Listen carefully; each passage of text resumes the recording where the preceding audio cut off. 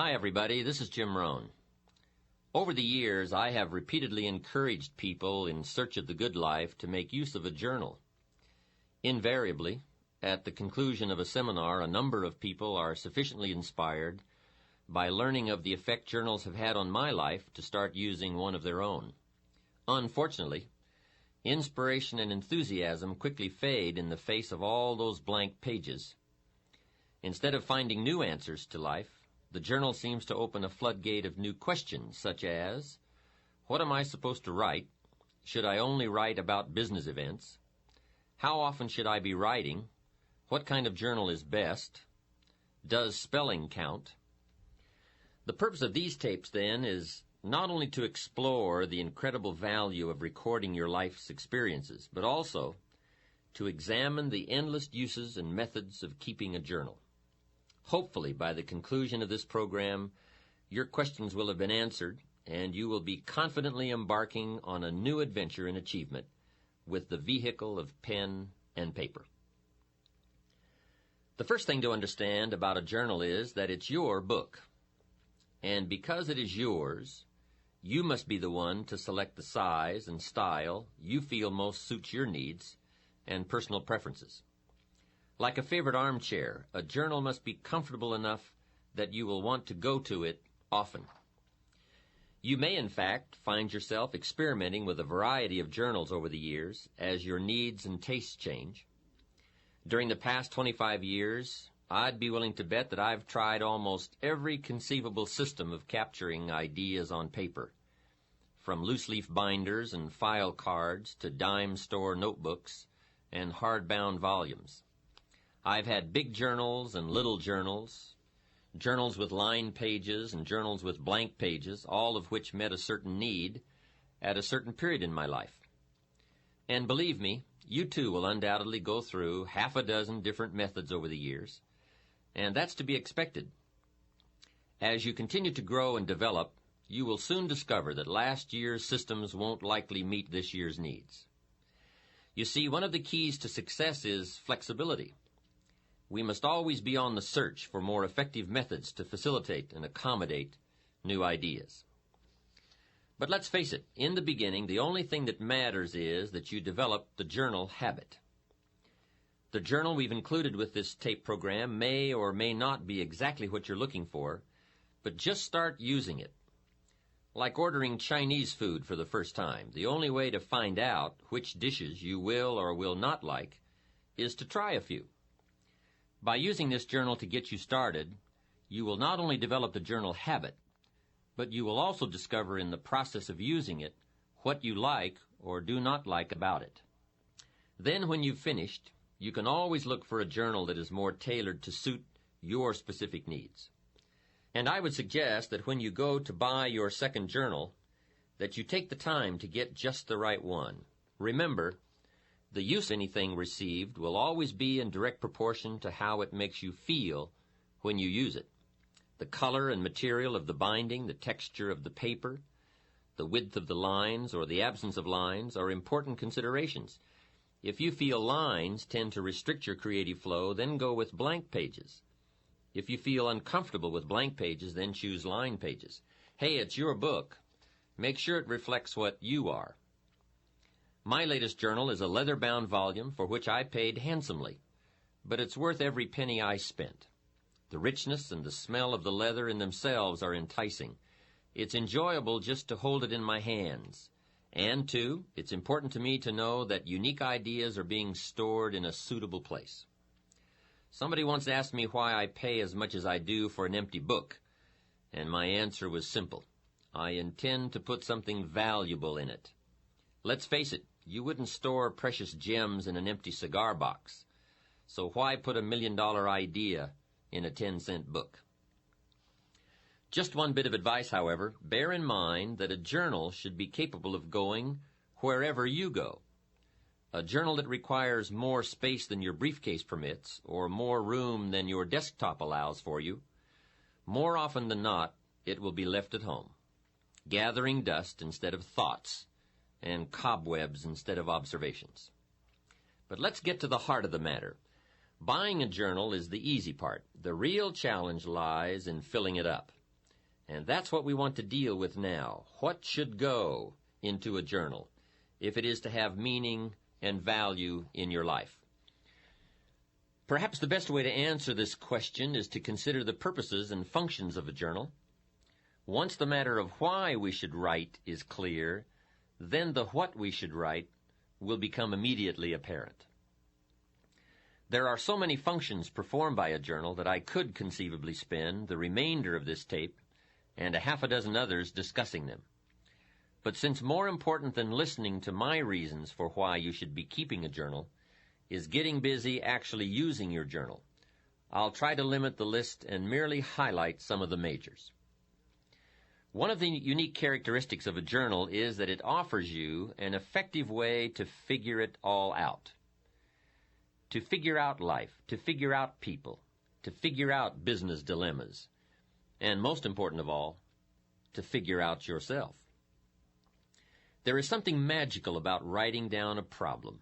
It is almost as though, in the very act of writing what is wrong, you start to discover ways of making it right. Perhaps the source of this magic lies in the objective perspective that writing affords you. Even though you are describing your problem, your challenge, your life, your uncertainty, and your indecision, the fact that you are writing about it, as opposed to mentally pondering it, creates a space between you and the problem. It is within this space that solutions have room to grow. You see, writing about events and circumstances that occur helps you to clarify exactly what is happening. When we describe life to ourselves only in our minds, our imaginations tend to feed false or distorted information about how things are, positive or negative. When we describe a situation in writing, however, we become more factual, more accurate, and certainly more realistic. Then, as we reread what we have written, we create a new picture in our minds to replace the distorted picture we have been working with. And once we finally see things as they are, rather than as we think they are, we can then see our way clear to make them better. At the conclusion of this program, you might in fact want to use this process to get your journal started. Write about a current dilemma you are facing. Perhaps it is a personal problem, a business matter, a family issue, or a financial problem. Whatever it is, take the time to capture it on paper the way it really is. But remember, writing out the problem is only the first step to creative problem solving and effective decision making. The next step is to carefully analyze what you have written. Here are some of the key things to look for.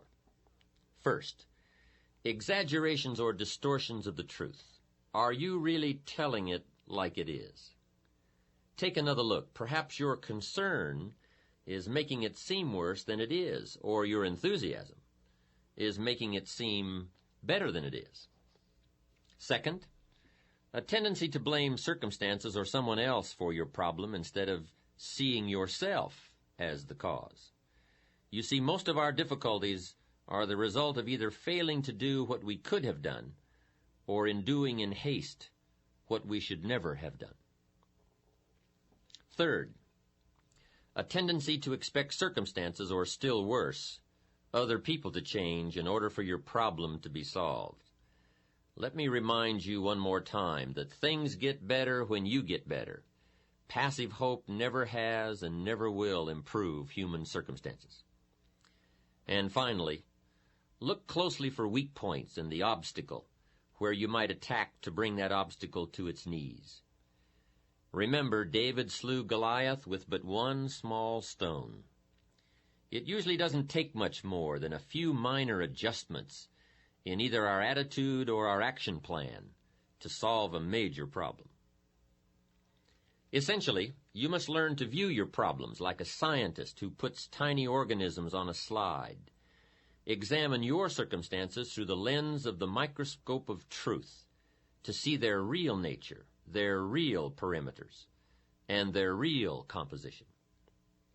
And two, as you examine your problem, do as any scientist would do. Record your observations. You see, as you continue to refine your statement of the problem, of the way it really is, you will begin to move closer to the solution. And speaking of solutions, be sure to record the ultimate conclusion to your dilemma. If it worked well, then it is worth remembering. And if it didn't work well, as you had hoped it would, then it is even more essential to record the outcome, lest you should find yourself repeating mistakes instead of learning from them. Mistakes in judgment are nothing to be ashamed of. Surely most of our personal growth comes as a result of our errors. But what is truly unforgivable is to make the same mistake twice. Every mistake has its own price tag, but the most costly error anyone can make is an error unlearned and often repeated. If something didn't work, it may be too late to undo the mistake, but it's never too late to make adjustments and revisions in your thinking. You see, better decision-making comes from the better thinking habits, and better thinking habits comes from practical experience, learning both what to do and what not to do. Becoming a more effective thinker on paper is a sure way of becoming a more effective person in practice. As step one for getting used to using your journal, then, I would suggest writing down problems that you encounter and recording all the steps you can take or did take to solve them, as well as their eventual outcomes. Now, I realize this is only a suggestion, but please let me offer you a bit of advice about suggestions. You see, many people will hear this suggestion, agree that it sounds like a good idea to try, and even go so far as to mentally agree to do it sometime. And therein lies the problem, that nebulous word sometime. We all know what happens to the promises we make to do something tomorrow or next week or as soon as we have a chance. Somehow, we never quite get around to doing it. My advice is that if you think a suggestion has merit and that it's worth trying, that you promise yourself you will do it. Make a firm commitment now at the conclusion of this program. You will have chosen one of my suggestions, and that you will not do another thing until you have opened your journal and written at least one page. Otherwise, to be perfectly honest, you might as well stop the tape now and give it and the journal to a friend. For surely if you lack the discipline to start a journal, it is highly unlikely that you will ever have the discipline to continue to use one either. This leads us into a second function of your journal, which is the capturing of good ideas. How many times as we go through the day do we come across a good idea, a unique quote, an interesting piece of information, or even a significant personal discovery?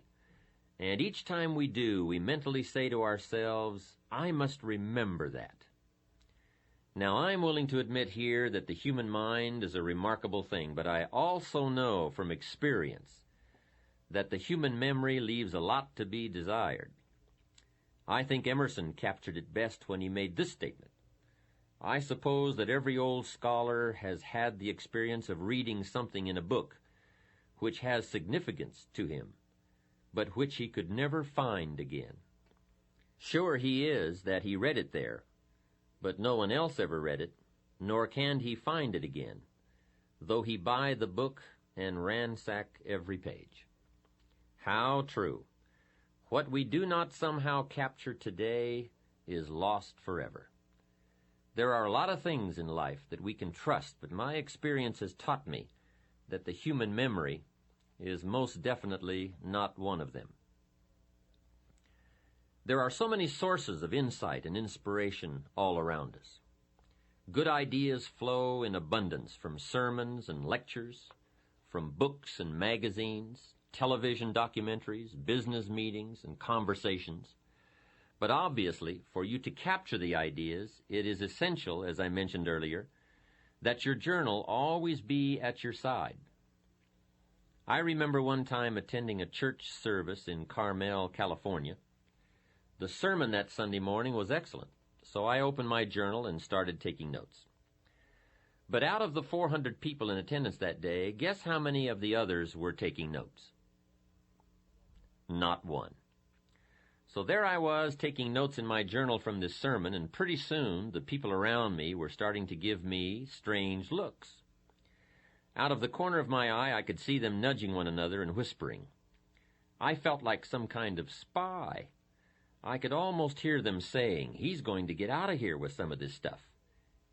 And sure enough, I did. I got the stuff. So what I'm suggesting is that you get in there and get out with some of the stuff. Let other people sit there thinking they can remember it all. Let other people treat opportunity casually, but not you.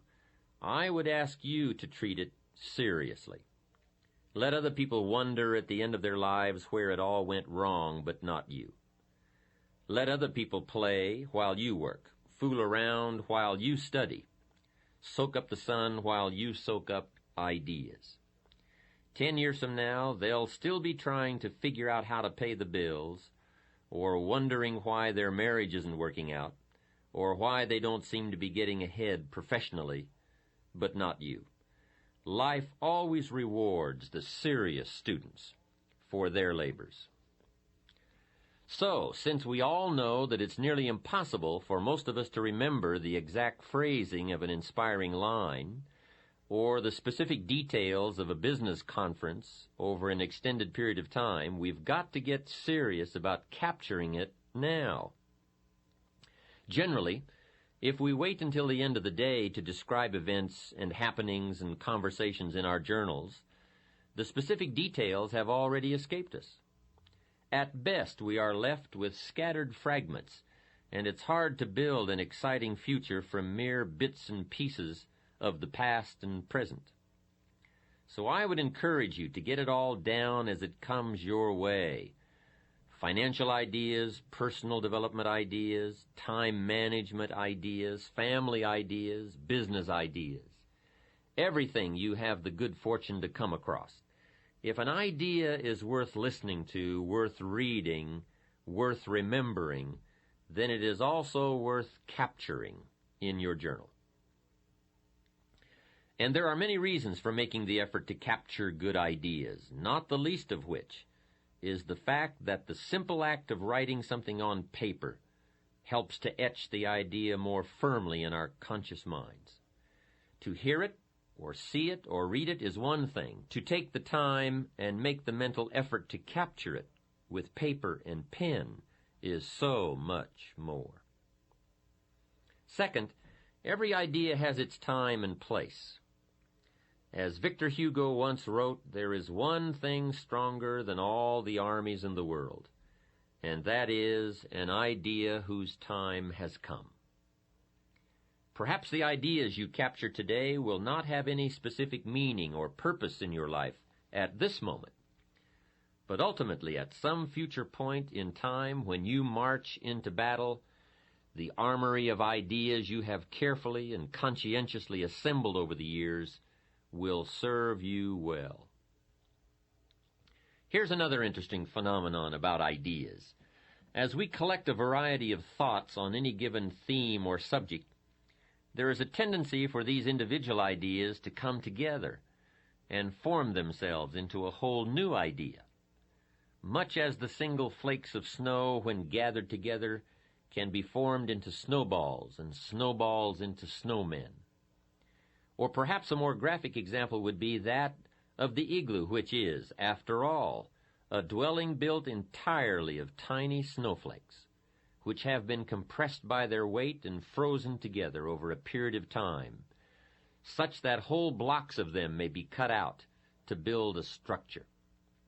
The successful human being is one who has learned to diversify his interests and gather knowledge from a variety of sources.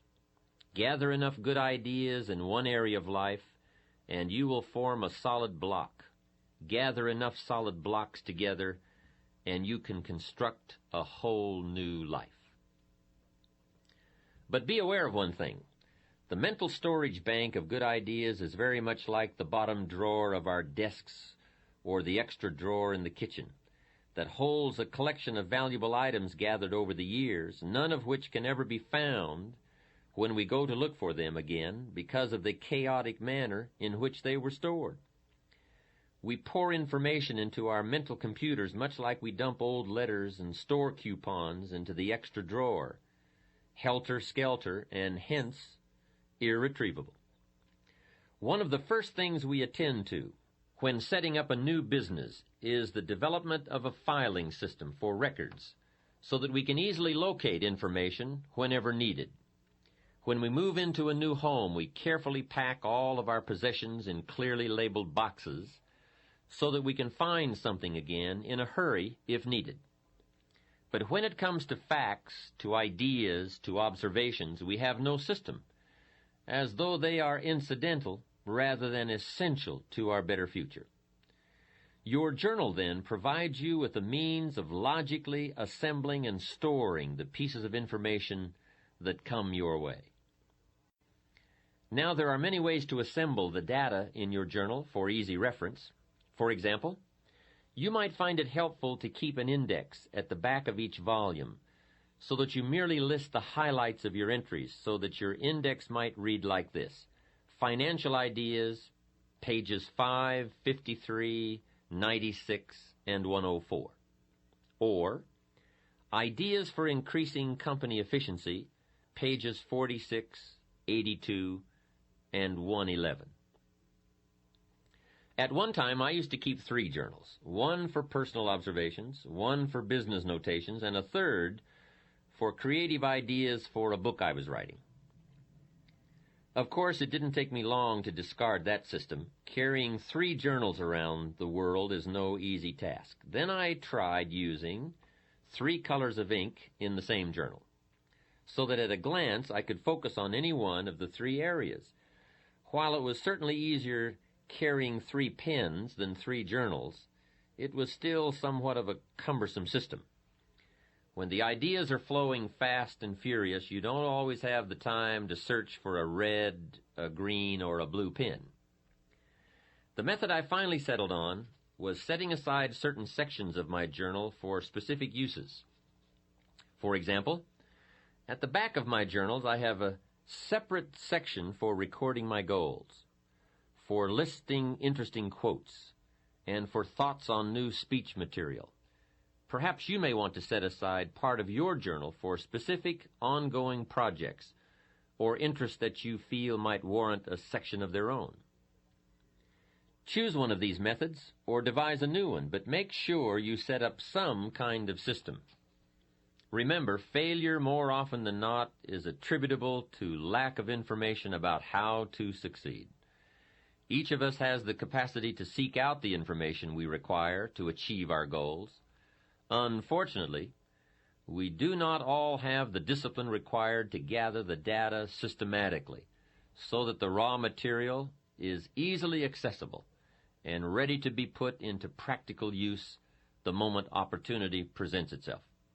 How sad it would be if opportunity came knocking on your door, but you had to keep him waiting while you rummaged through drawers and files for the key.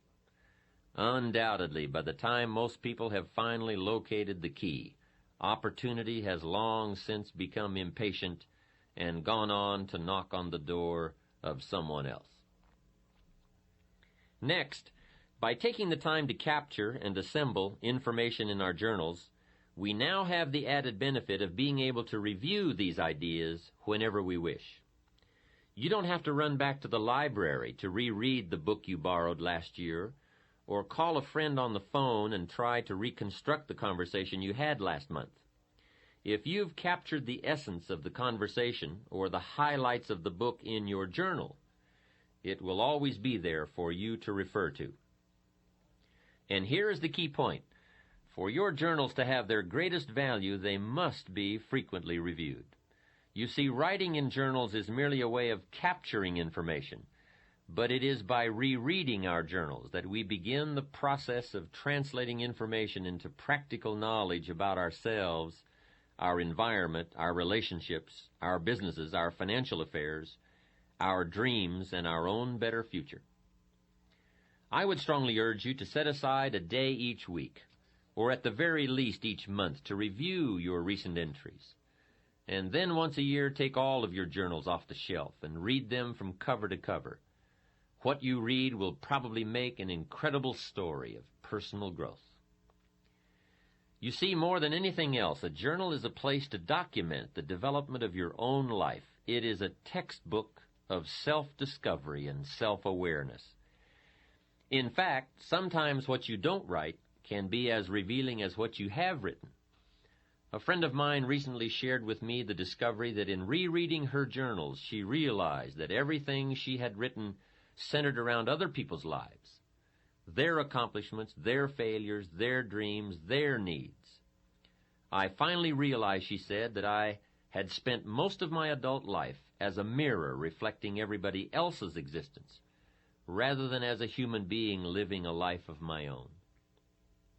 In the pages of a journal, our innermost feelings and dreams are revealed, as are our strengths, our weaknesses, our positive attributes, and our negative habits and characteristics.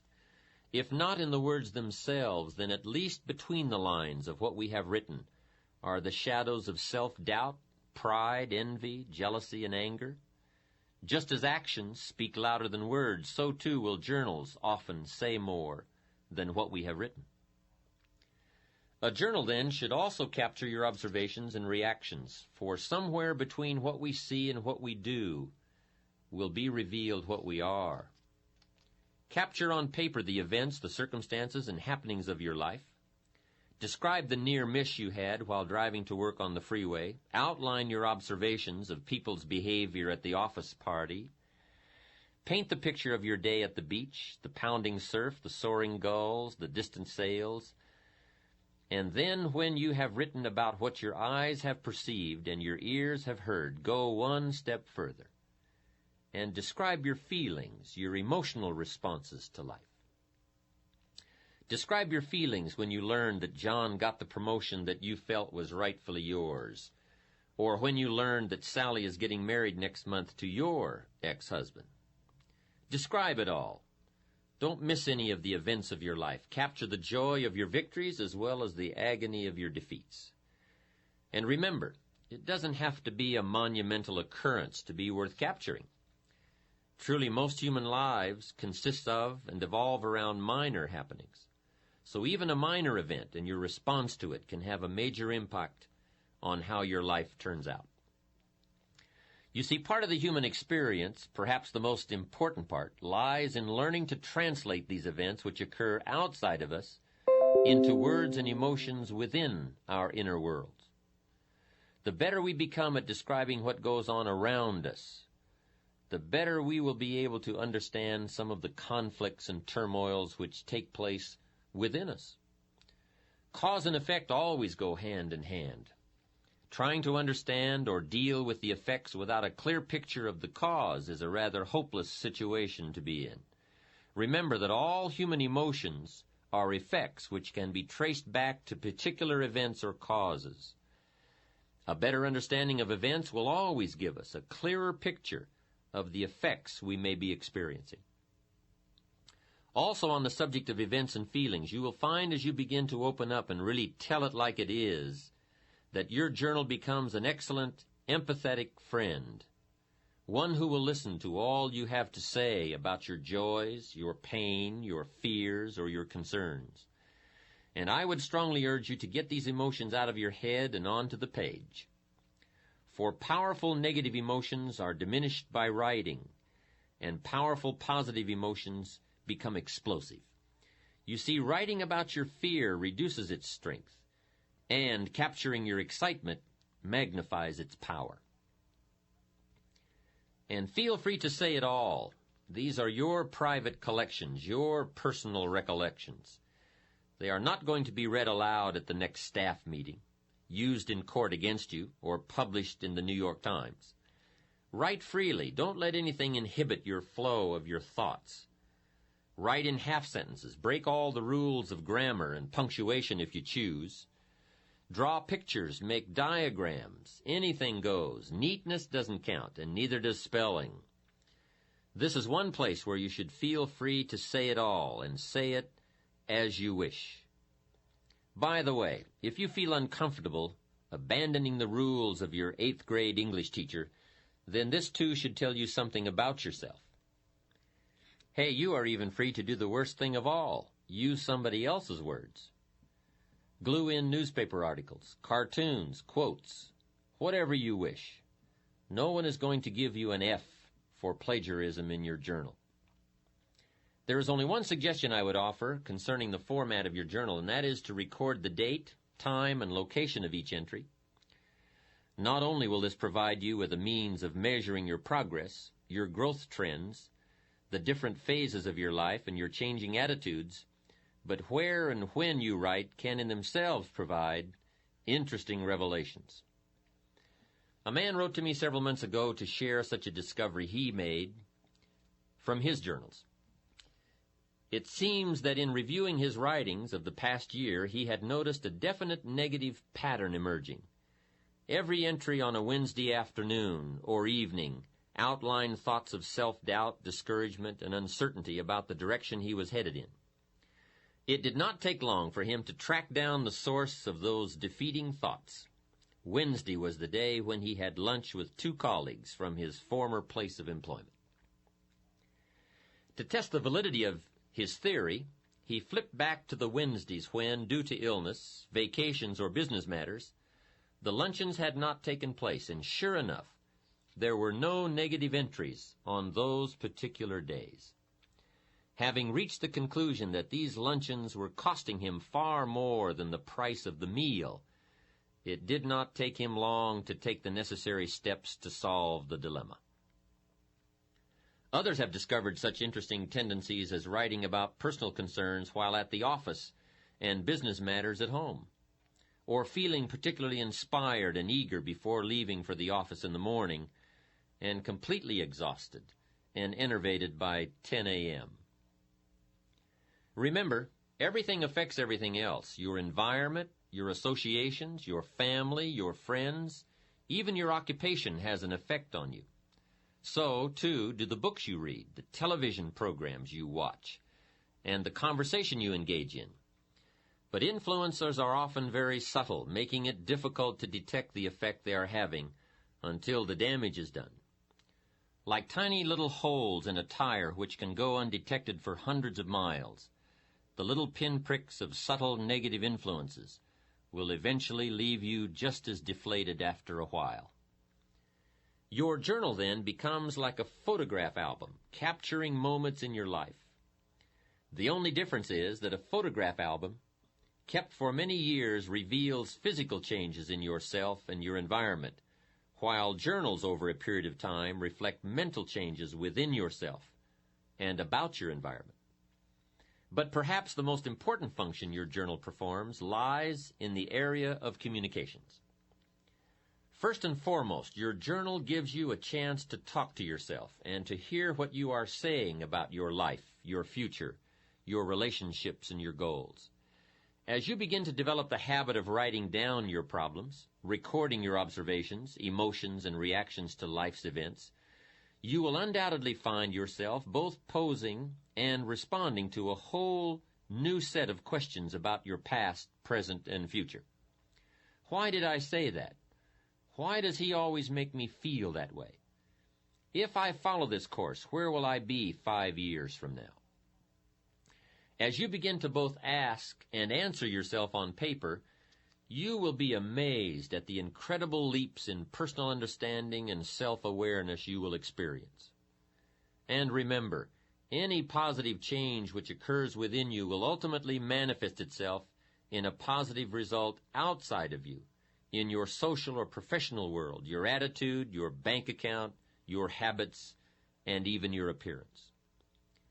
We stand forever exposed to life and to the endless variations that make up the human drama. Our task as human beings is twofold. First, we must effectively translate what is going on around us into terms we can comprehend. And second, we must effectively express what is going on within us into terms the rest of the world can understand. Despite the major technological advances enabling us to communicate globally and perhaps even extraterrestrially, I would suggest that while our means of communication has greatly improved, we are still living in the dark ages when it comes to saying what we mean and understanding the meaning of what is being said. As William James wisely observed, the most immutable barrier in nature is between one man's thoughts and another's. As much as we live together, work together, try together, grow together, discover together, explore together, and even pray together, man is truly an island unto himself, cut off from other human islands by the deep channels of non-communication. Writing in your journal is one of the best ways I know of to develop more effective communication skills. As you become better at describing life to yourself, you will find that you become better at describing yourself to life. Put into more practical terms, as you become better at saying what you really want and how you really feel to yourself, you will be able to better express yourself and your feelings to others, and in return, better able to understand what others are really feeling and really saying to you. You see, communicating with people our own age, or who have similar educational backgrounds, incomes, professions, or beliefs, is a relatively easy process. But what about the two people who are, to all outward appearances, radically different? A teenager and a 40-year-old father, a high school dropout and a college professor, a successful lawyer and an unemployed auto worker.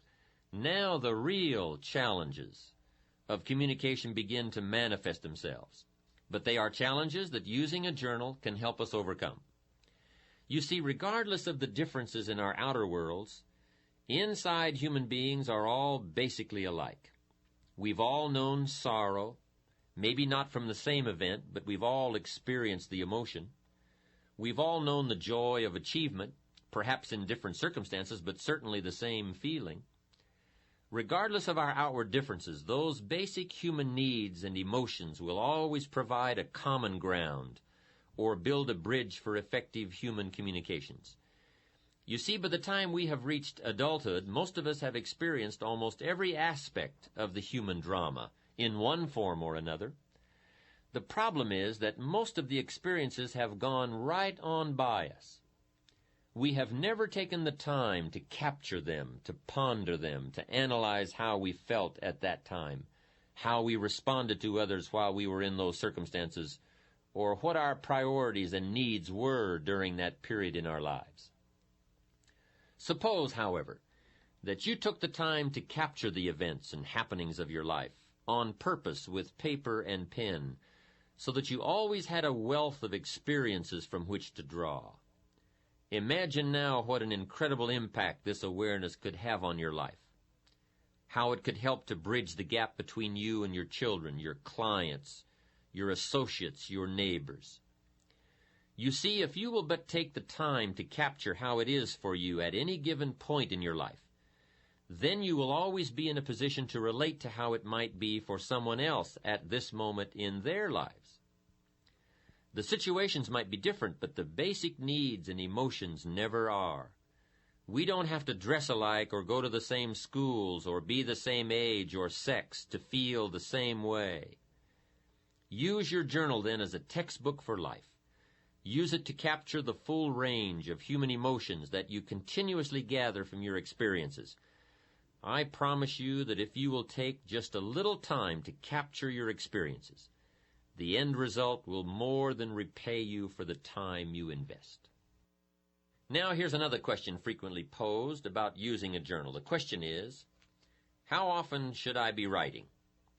The answer to that is simple: as often as you wish and as often as you need. There are two extremes to avoid: never writing in your journal and constantly writing in your journal.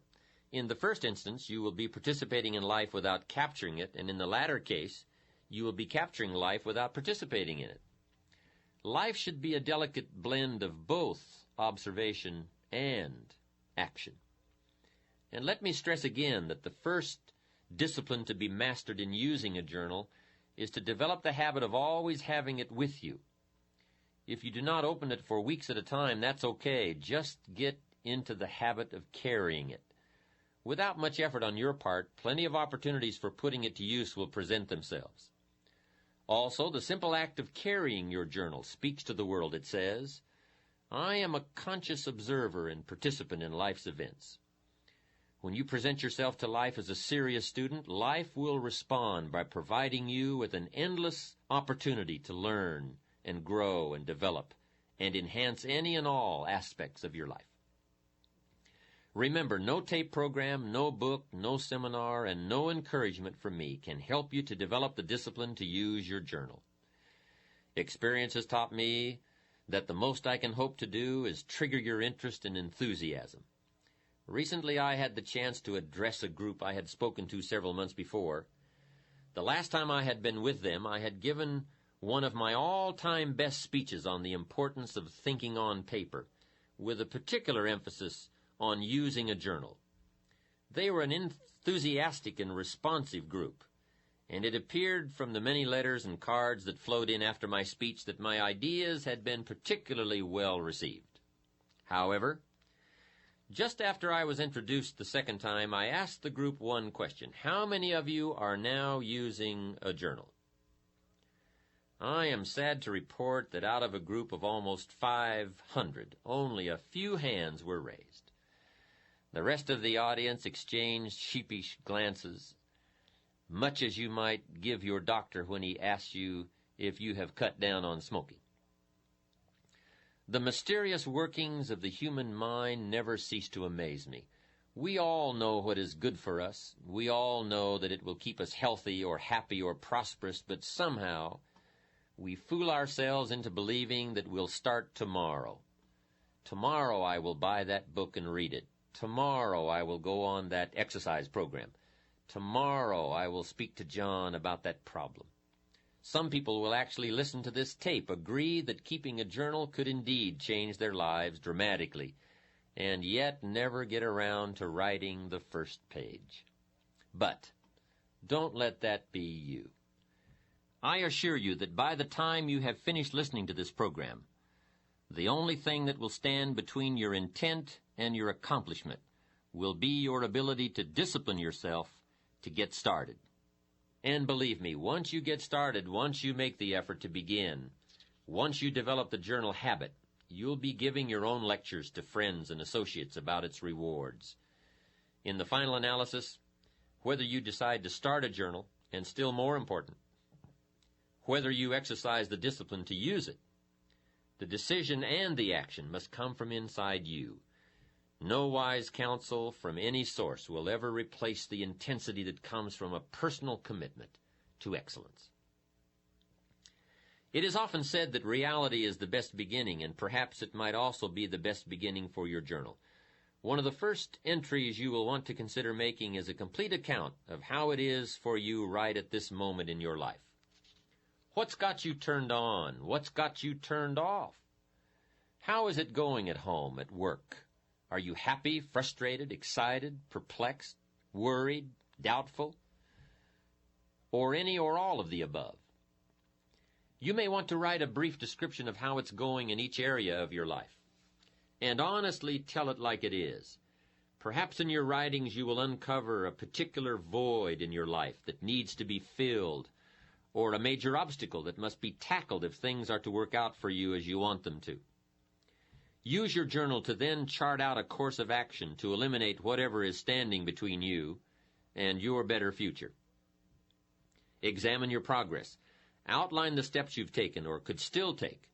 By the time you've dealt with these issues, your journal will have already become invaluable. If you find you are still having difficulty getting anything on paper, one of the first entries you might consider making is an explanation of why you bought the journal in the first place. If you will but pause to consider what you hope to achieve by using a journal, then what to put into its pages will be obvious. If, for example, you bought a journal to record your feelings, then write about your feelings. If you bought it to keep track of business developments, then write about your meetings, your clients, and the ideas you have about improving the products or services of your company. A journal should be used in response to a specific need, a need to express, to analyze, to ponder, to explain, to record, to consider, or to examine some or all of the elements and aspects of your life.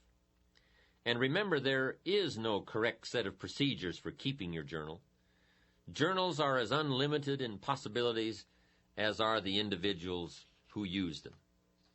Journals and life share one unique characteristic. Both provide you with a space to fill as you wish.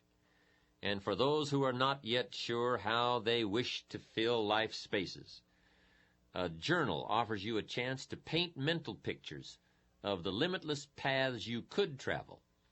In a novel, an author places imaginary characters in imaginary circumstances and then predicts their behavior and responses to these events. So be the author of your own life. Create on paper a set of circumstances, then place you in the middle of them.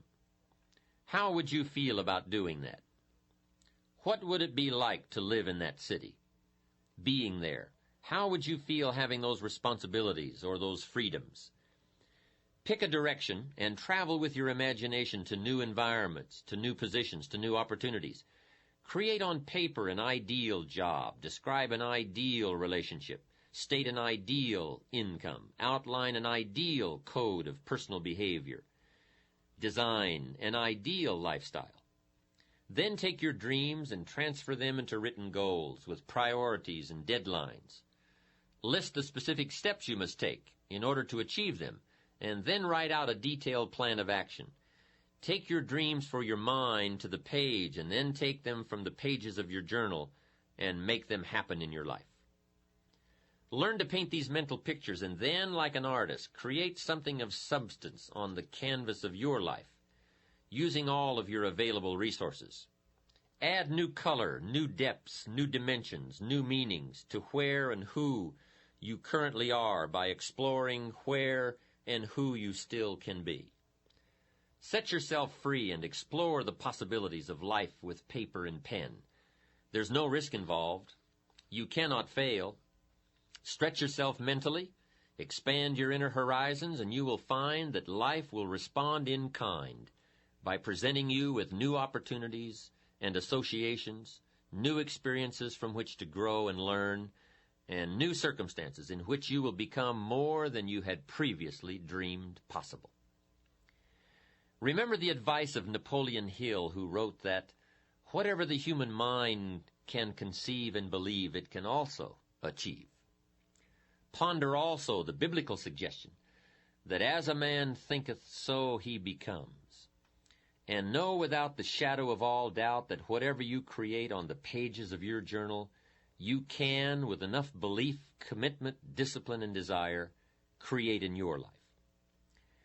In closing, I would like to share with you the following thoughts from Will and Ariel Durant's 100-page masterpiece, The Lessons of History.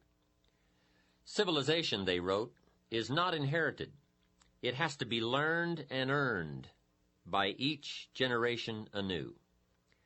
Consider education not as the painful accumulation of facts and dates, nor merely the necessary preparation of the individual to earn his keep in the world, but as the transmission of our mental, moral, technical, and aesthetic heritage, as fully as possible to as many as possible, for the enlargement of man's understanding, control, embellishment, and enjoyment of life.